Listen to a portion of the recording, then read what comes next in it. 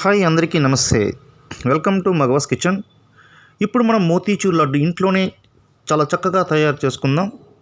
దానికి కావాల్సిన పదార్థాలు 2 కప్పుల శనగపిండి తీసుకొని అందులో కొంచెం ఉప్పు, కొంచెం వంట సోడా వేసి అలాగే కాస్త నీరు వేసి బాగా కలిపెట్టుకోవాలి. అయితే అప్పటికే వేడి చేసి ఉన్న ఆయిల్లో మనం తీసుకున్న మిశ్రమాన్ని ఇలా పకోడీలా వేసుకొని బయటికి తీసుకున్నాక దాన్ని కాస్త పిండిలా చేసి మిక్సీలో వేసుకుని పౌడర్లా తయారు చేసుకోవాలి.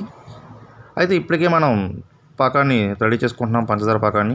అందులో కాస్త యాలకుల పొడి వేసి బ్రౌనిష్ కలర్ వచ్చేటంత వరకు ఉంచినాక అయితే అప్పటికే మనం రెడీ చేసి పెట్టుకున్న ఆ మిశ్రమాన్ని వేసి బాగా కలపాలి ఉండలు లేకుండా.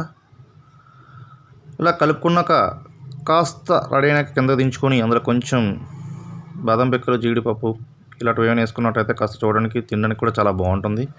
చల్లారగా కాస్త ఉండలుగా చుట్టి ఇంటిల్లిపాదికి సర్వ్ చేస్తే ఎవరైనా వావ్ అనిపించాల్సిందే. చాలా